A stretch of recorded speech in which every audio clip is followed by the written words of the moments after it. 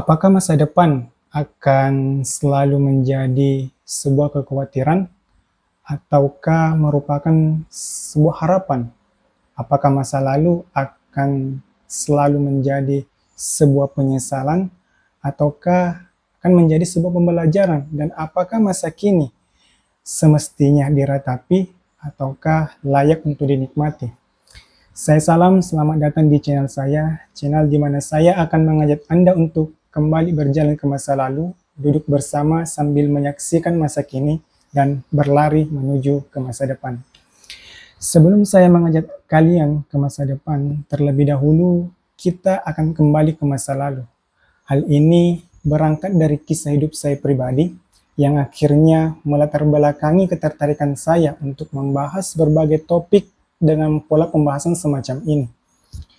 Dengan mengulas kembali hal-hal yang pernah terjadi di masa lalu, membahas keterkaitan dan membandingkan dengan kejadian saat ini, kemudian memberikan pandangan dengan basis ilmu pengetahuan untuk memprediksi masa depan.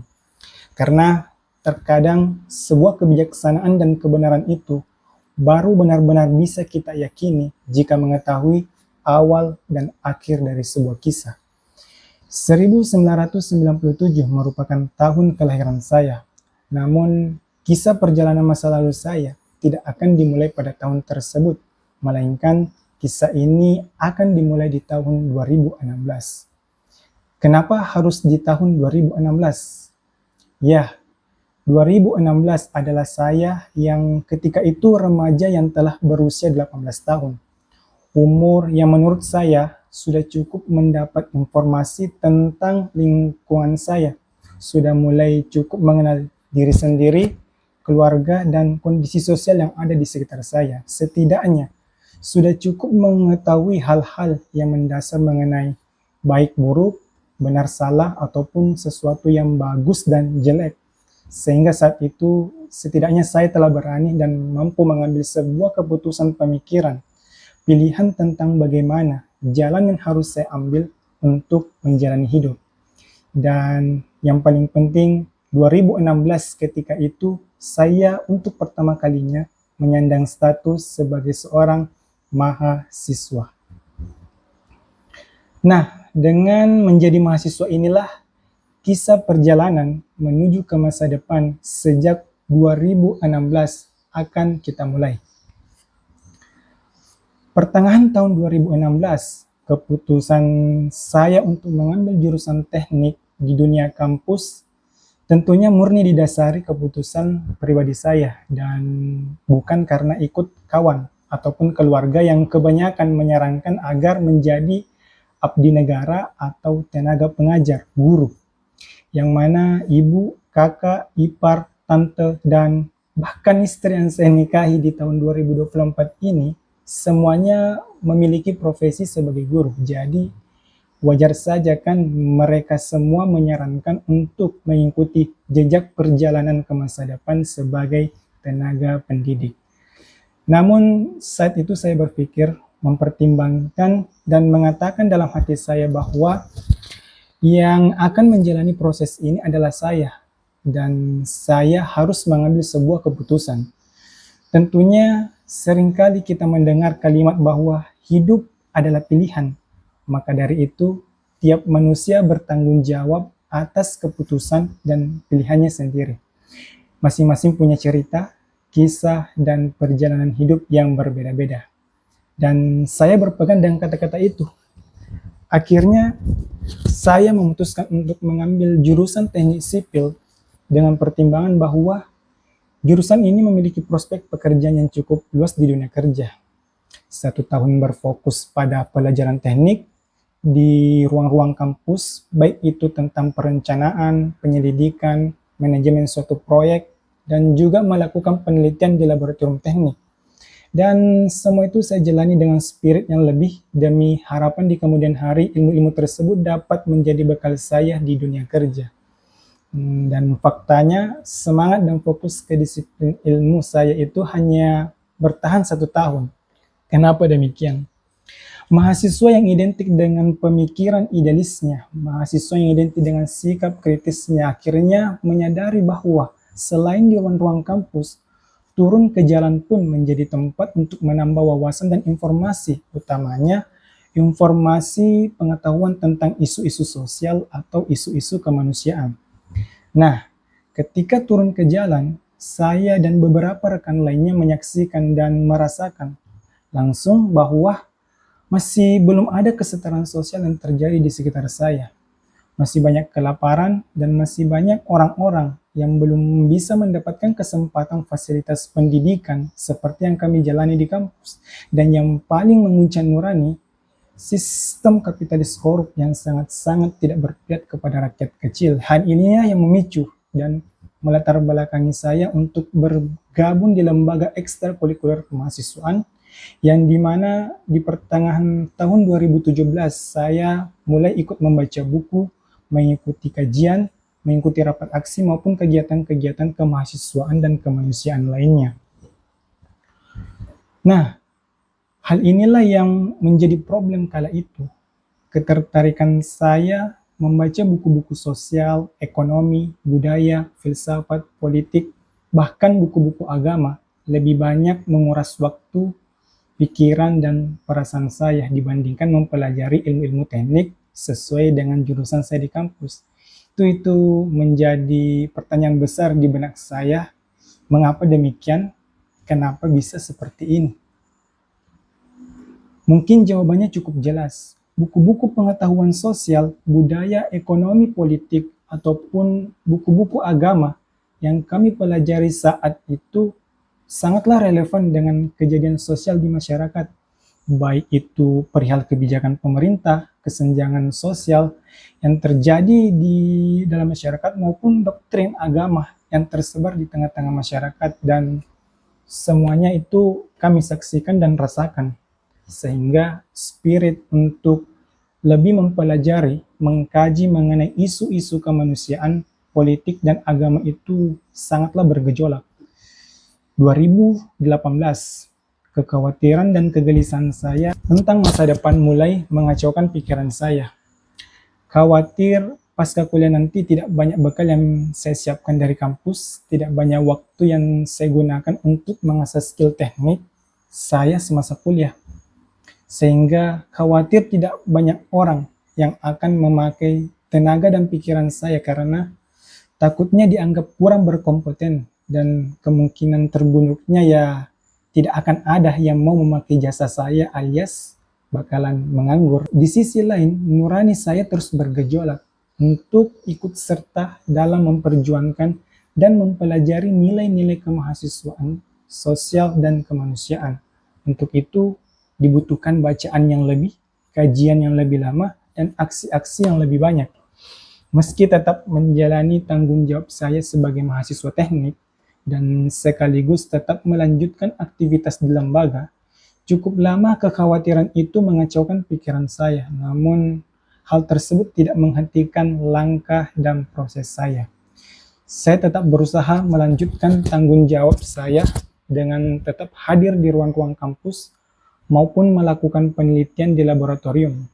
Meskipun tidak bisa dipungkiri, saya sering pula tidak masuk di ruang kuliah, bahkan ikut pengulangan penelitian laboratorium bersama junior.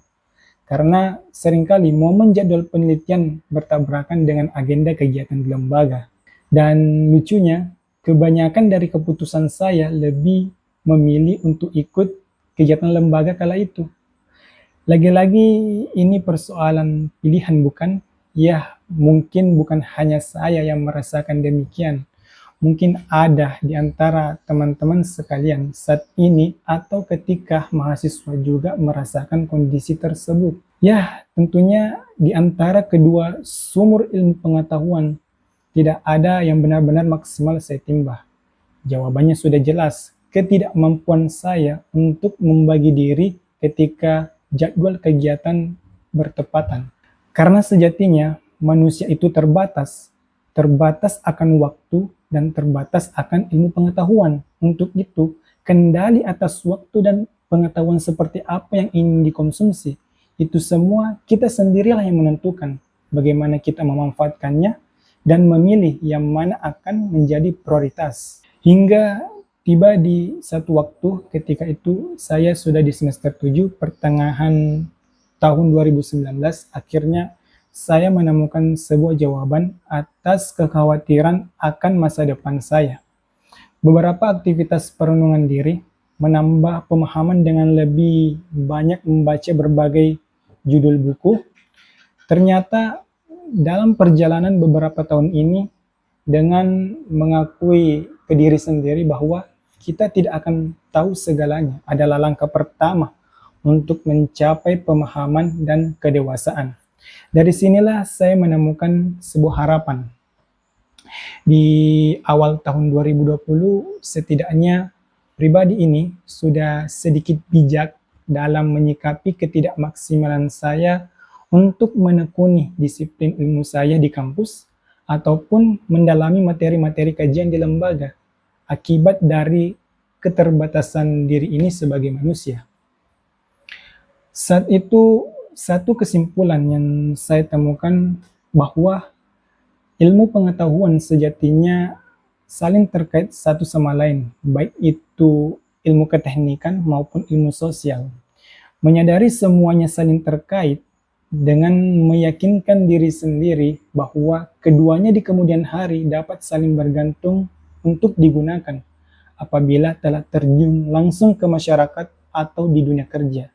Sehingga dengan mempelajari keduanya semasa kuliah, ada keseimbangan yang terjadi meskipun keduanya belum mencapai kategori ahli atau expert.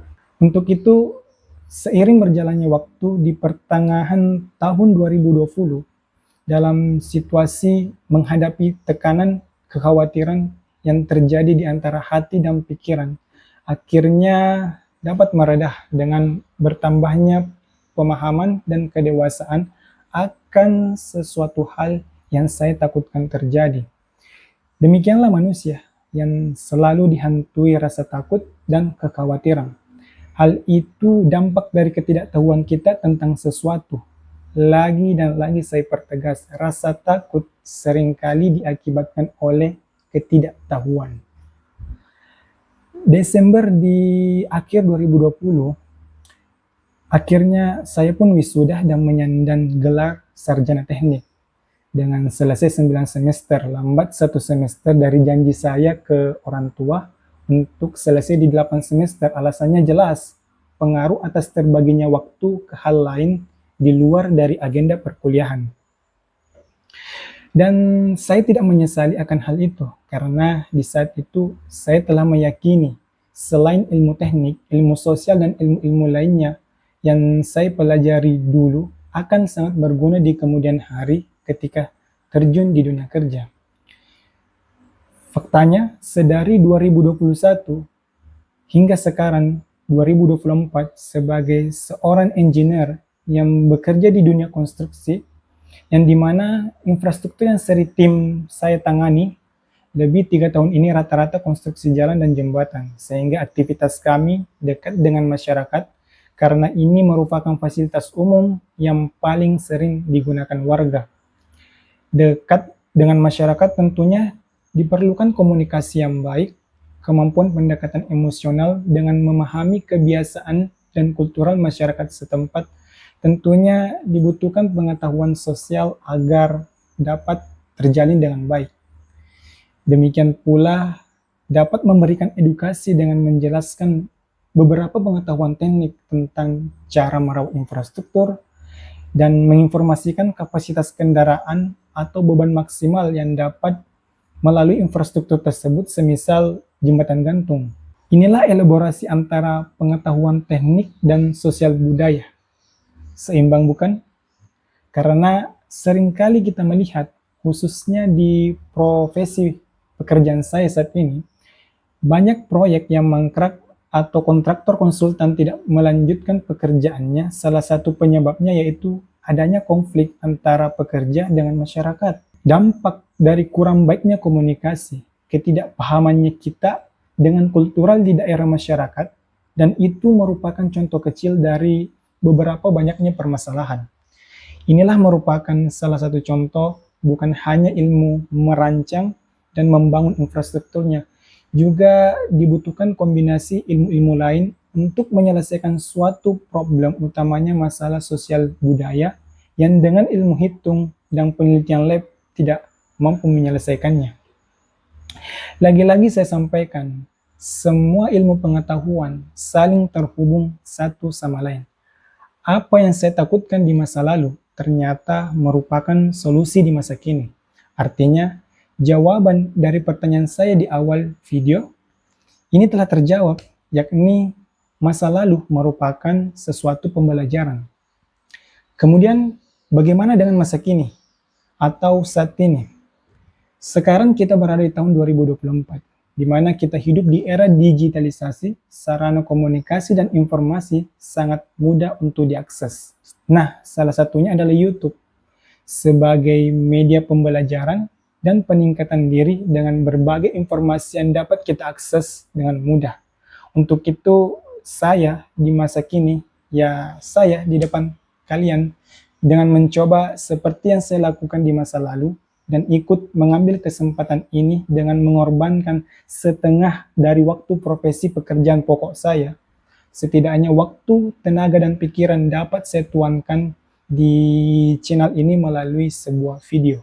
Bukan hanya menjadi pembelajaran bagi rekan-rekan yang melihat atau menonton topik-topik yang saya sajikan di channel ini, akan tetapi juga menjadi sebuah pengingat, nasihat, dan motivasi bagi saya pribadi agar apa yang pernah saya baca dan kaji di masa lalu akan selalu menjadi pembelajaran dan tidak hilang akibat keterbatasan memori sebagai manusia.